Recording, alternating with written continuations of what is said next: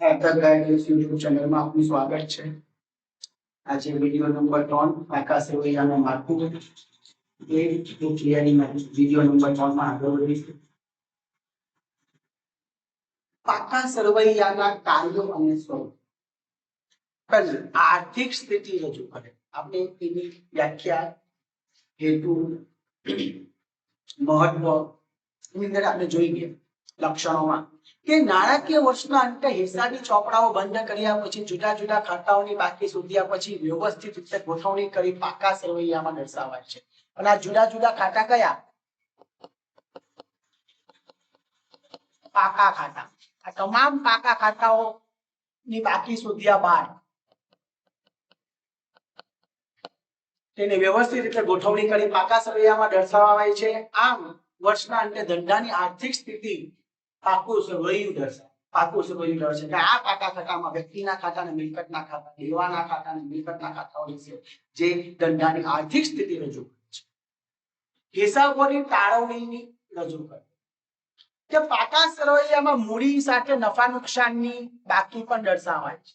નફા નુકસાનની બાકી એટલે નહીં, નફા નુકસાન ખાતાની જે બાકી આવે છે અને એ નફા નુકસાન ખાતામાંથી જે કંઈ પણ નફો તમે પેઢીના ભવિષ્ય માટે અલગ કર્યો હોય એટલે કે અનામત અને વધારો જે કંઈ પણ હોય એ બાકીઓ પાકા સરવૈયામાં મૂડી સાથે દર્શાવાય છે.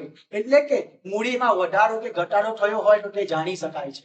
પાકા સરવૈયામાં ઇક્વિટી અને જવાબદારી બાજુ મૂડી ક્યાંથી પ્રાપ્ત થઈ છે તે દર્શાવાય છે, જ્યારે જમણી બાજુએ મૂડીનું રોકાણ કઈ મિલકતોમાં થયું છે તે દર્શાવાય છે. આમ પાકું સરવૈયું હિસાબોની શું કરે છે? તાળવે. એટલે ઇન શોર્ટ તમે એ વ્યાખ્યામાં જોઈ ગયા કે ક્યાંથી કેવી રીતે ભંડોળ પ્રાપ્ત થાય છે અને એ ભંડોળનું ક્યાં અને કઈ મિલકતોમાં રોકાણ થાય છે એ દર્શાવતું પત્રક એટલે તાળવણી. ધંધાની પ્રવાહિતાની રજૂઆત કરો. પ્રવાહિતા એટલે તરલતા, કે ધંધાની પ્રવાહિતા અને તરલતા દર્શાવવી એ પાકા સરવૈયાનું મહત્વનું કાર્ય છે. ધંધાની કાર્યશીલ મૂડી શું સ્થિતિ છે તે પાકા સરવૈયા પરથી જાણી શકાય છે. તો અહીંયા કાર્યશીલ મૂડી એટલે શું? તો કાર્યશીલ મૂડી એટલે ચાલુ મિલકતો અને ચાલુ દેવા વચ્ચેનો તફાવત.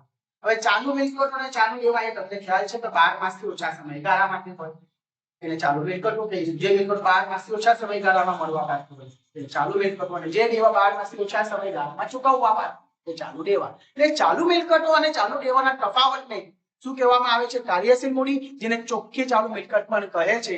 અને આ ચાલુ મિલકતો વધુ હશે તો ધંધામાંથી ચાલુ દેવા ઝડપથી ચૂકવાય છે.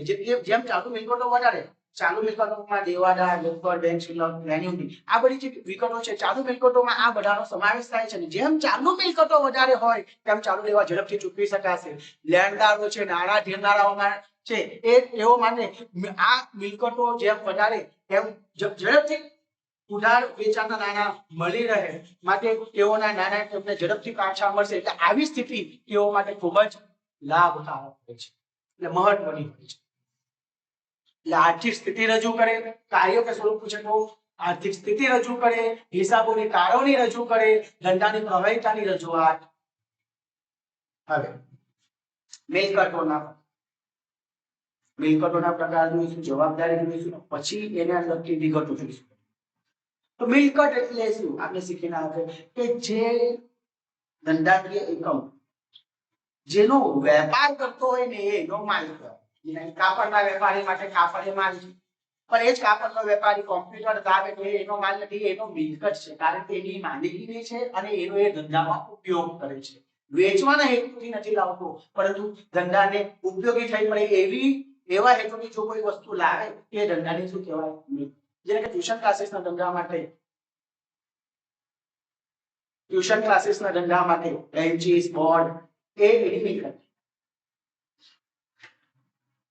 મિલકત એટલે શું? તો મિલકત એટલે એવી કોઈ પણ દ્રશ્ય કે અદ્રશ્ય વસ્તુ કે બાબત જે ધંધાની માલિકીની હોય અને તેનું નાણાકીય મૂલ્ય હોય અને તેમાંથી ભવિષ્યમાં ધંધાને આર્થિક લાભો થવાના હોય. બરાબર? તેને કહેવાય મિલકત. મિલકત એટલે એવી કોઈ પણ દ્રશ્ય કે અદ્રશ્ય વસ્તુ કે બાબત જે ધંધાની માલિકીની હોય અને તેનું નાણાકીય મૂલ્ય હોય અને તેમાંથી ભવિષ્યમાં ધંધાને આર્થિક લાભો પ્રાપ્ત થવાના હોય તે અપેક્ષિત હોય તો એને કહેવાય શું? મિલકત. મિલકતોના પ્રકારમાં પહેલા બિન ચાલુ મિલકત, જેને આપણે કાયમી મિલકત. કાયમી મિલકતોને બીજા શબ્દોમાં કહીશું બિનચાલુ. જે મિલકતો ધંધામાં ઉપયોગ કરવાના હેતુથી ખરીદવામાં આવે, કીધું ને, જેને ધંધામાં ઉપયોગ કરવાના હેતુથી ખરીદવામાં આવી હોય તેમજ જે મિલકતો વારંવાર જે મિલકતોની વારંવાર એની કિંમતમાં વારંવાર ફેરફાર ના થતો હોય તેમજ જે મિલકતનો સમયગાળો 1 વર્ષથી વધુ સમયગાળાના હોય તેવી મિલકતને બિનચાલુ મિલકત કહે છે. અહીંયા 3 માં જે મિલકતો ધંધામાં ઉપયોગ કરવાના હેતુથી, જે મિલકતોની કિંમતમાં વારંવાર ફેરફાર ના થતો હોય, જે મિલકતોમાં વારંવાર ફેરફાર ના થતો હોય, મિલકતોની કિંમતમાં તો ફેરફાર થાય પણ જે મિલકતોમાં વારંવાર ફેરફાર ના થતો હોય, જે મિલકતનો સમયગાળો 1 વર્ષ કરતા વધુ સમયગાળાના હોય એવી મિલકતોને બિનચાલુ મિલકત અથવા કાયમી મિલકત કહે છે. તો એના લક્ષણો જે વ્યાખ્યા કરી એના આધારના લક્ષણો, કાયમી મિલકતો ધંધાના ઉપયોગ માટે ખરીદારી છે ને, જે મિલકતો ધંધામાં ઉપયોગ કરવાના હેતુથી ખરીદવામાં આવે તો કાયમી મિલકતો ધંધાના ઉપયોગ માટે ખરીદાય છે. જેમ કે કાપડનો વેપારી ધંધા માટે કોમ્પ્યુટરની ખરીદી કરે તો આ કોમ્પ્યુટરનો હેતુ ધંધામાં તેની ઉપયોગિતાનો છે, માટે એની શું કહેવાય? મિલકત. કાયમી મિલકતો વેચાણ કરવાના હેતુથી ખરીદવામાં આવતી નથી. કાયમી મિલકતોમાં રોકાણ લાંબા સમયગાળા માટેનું હોય. કાયમી મિલકતોમાં વારંવાર ફેરફાર થતો નથી. વ્યાખ્યા આધારિત જ છે. કાયમી મિલકતોના ઉપયોગને કારણે તેના મૂલ્યમાં ઘટાડો થાય છે. એટલે કાયમી મિલકતોના ઉપયોગના કારણે એના મૂલ્યમાં ઘટાડો થાય. આ ઘટાડા નામને શું કહીએ છીએ? ઘસારો કહીએ છીએ. દાખલા કે જમીન, મકાન, વાહન, યંત્રો, ફર્નિચર, પેટર્ન, કોપીરાઇટ, પાઘડી વગેરે. હવે ભાઈ કોપીરાઇટ, પાઘડી, પેટર્ન એ તો અદ્રશ્ય મિલકત છે, તો એની અંદર માંડી વાળવામાં આવે. જ્યારે જે દ્રશ્ય મિલકતો છે એની અંદર કિંમતમાં ઘટાડો થાય એને ઘસારો કહેવાય.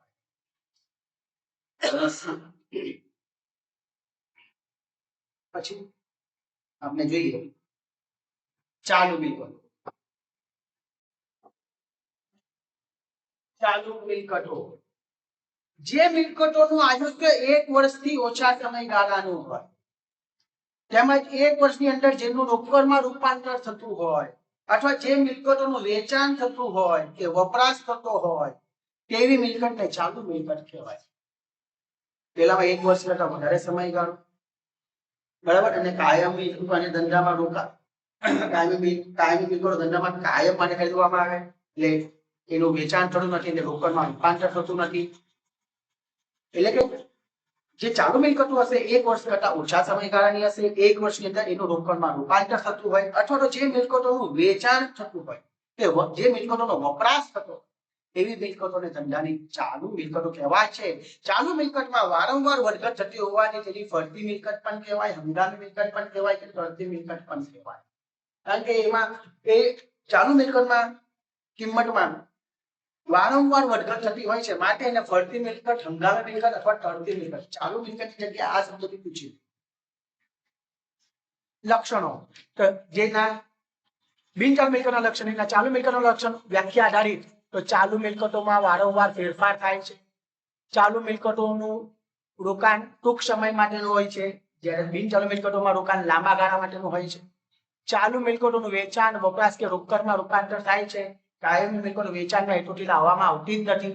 રોકડમાં રૂપાંતર લાંબે વેચો, નકામી થઈ જાય, કામ આપણી બંધ થાય ત્યારે તમે એનું કાયમ માટે નિકાલ કરી દેશો એ વેચાણ. પણ અહીંયા કાયમ આ મિલકતો, ચાલુ મિલકતો તો શું કન્ટિન્યુ આજે આવીને કાલે વેચી દી, તો આ જેના કે માલ આખો સ્ટોક. ચાલુ મિલકતો, ચાલુ મિલકતો દેવાદારો. ચાલુ મિલકતો આજે માલ વેચો એટલે સામે વાળો આપણો દેવાદાર અને કાલે પૈસા આપી દો એટલે દેવાદાર નથી ગયો. તો આનું કન્ટિન્યુ રૂપાંતર એક મિલકતમાંથી બીજી મિલકતમાં થઈ શકે છે. ચાલુ મિલકતો, ચાલુ મિલકતોમાંથી ચાલુ દેવા ચૂકવાય છે. ચાલુ મિલકત ખરીદવાનો હેતુ તેનું પુનઃ વેચાણ કરી નફો કમાવાનો છે. નફો કમાવાના ઉદ્દેશથી ચાલુ મિલકતો ખરીદવાનો હેતુ નફો કમાવાનો છે, એને વેચાણ કરી. ચાલુ મિલકતો પર ઘસારો ગણવામાં આવતો નથી, જ્યારે બિનચાલુ મિલકતો પર ઘસારો ગણાય છે. ચાલુ મિલકતોની બજાર કિંમત કે પડતર કિંમત બે પૈકી ઓછી તે ચાલુ મિલકતને પાકા સરવૈયામાં દર્શાવાય છે. બરાબર, દાખલા સ્ટોક, દેવાદાર, લેણી હુંડી, બેંક શિલ્લક, નહીં મળેલા આવકો, અગાઉથી ચૂકવેલા ખર્ચા, ટૂંકા ગાળાના રોકાણો, આ બધું તમારું શું કહેવાય? ચાલુ મિલકત. આ બધું તમે 11મા ધોરણમાં બી શીખેલા છો, પણ આ થોડુંક વધારે ડીપમાં છે. અને જે લોકો 11માં જઈ રહ્યા છે તેઓ બી આ થિયરી સાંભળે તો કોઈ વાંધો નથી, પહેલા ચેપ્ટરમાં આવે જ છે આ બધી વિગતો. હવે દ્રશ્ય મિલકતો, એને મૃત મિલકતો પણ કહેવાય. કોલ્હરના જણાવ્યા મુજબ જે મિલકતોનું ભૌતિક અસ્તિત્વ છે, ભૌતિક એટલે જે તમે જોઈ શકો છો, સ્પર્શી શકો છો, એટલે કે જે મિલકતોને જોઈ શકાય છે, સ્પર્શી શકાય છે, તેમજ તેની કિંમત ઉપજી શકે તેવી મિલકતોને દ્રશ્ય મિલકતો કહે છે.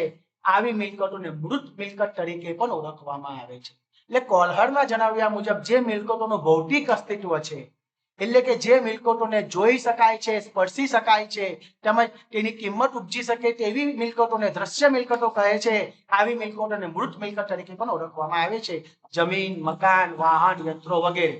સ્ટોક, રોકડ અને રોકાણ એ પણ આપણી દ્રશ્ય મિલકતો છે. પણ આવી મિલકતો કાયમી મિલકત અથવા ચાલુ મિલકત, કાયમી મિલકત અથવા ચાલુ મિલકત, બિન ચાલુ મિલકત, કાયમી મિલકત અથવા સોરી, આમાં કાયમી મિલકત પણ હોઈ શકે ને બિન ચાલુ મિલકત પણ. જેના કે લાંબા ગાળાના રોકાણો લાવીએ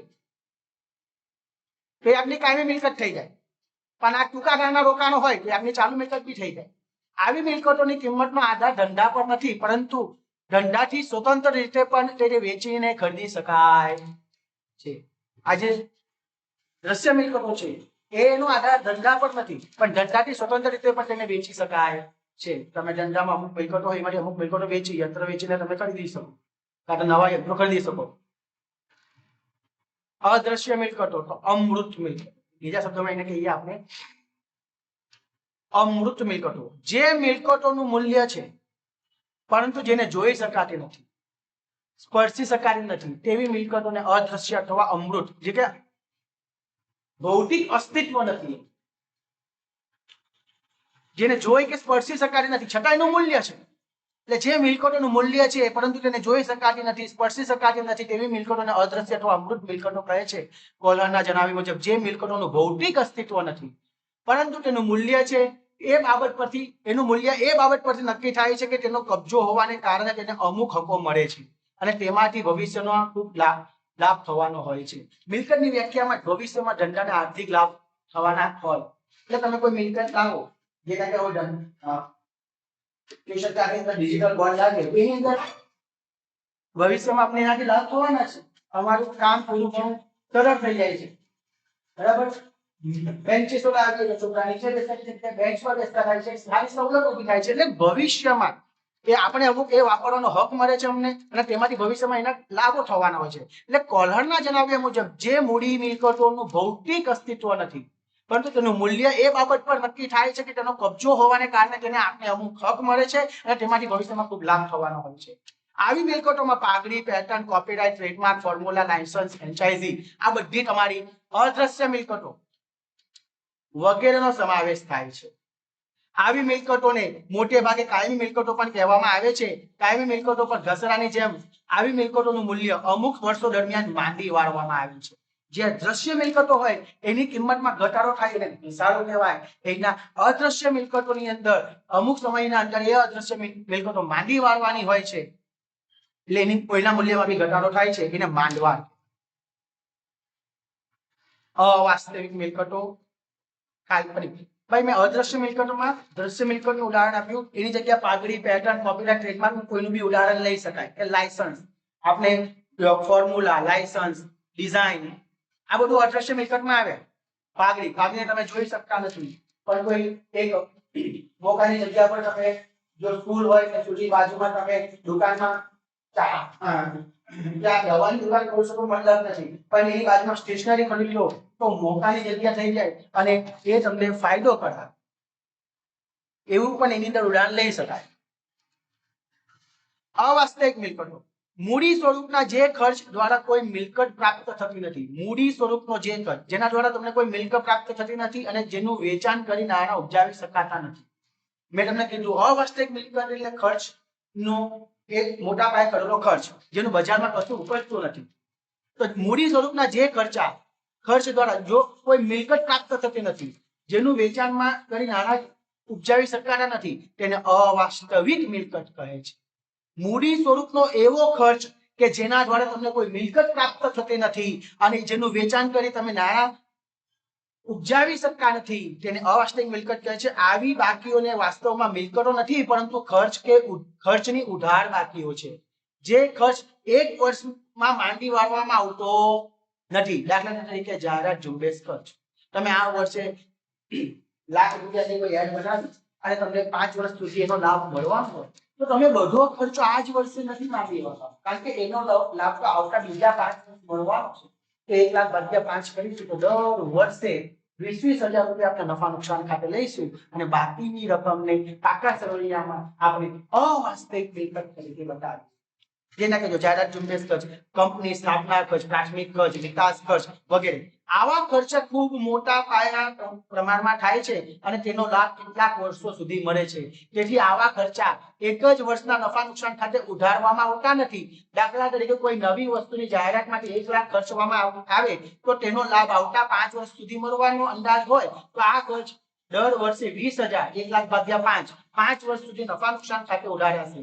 દર વર્ષે 20,000 એટલે કે 5 વર્ષ સુધી નફા નુકસાન ખાતે ઉધારાશે અને બાકીની રકમ પાકા સરવૈયામાં અવાસ્તવિક મિલકત તરીકે દર્શાવવામાં. અવાસ્તવિક બિનપ્રસારિત મહેસૂલી ખર્ચ, અને બીજા શબ્દોમાં કહીએ તો કાલ્પનિક મિલકત. બરાબર.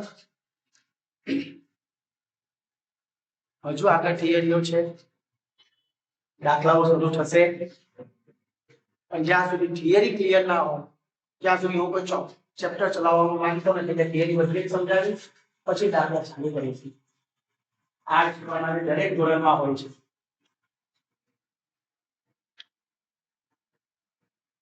Thank you.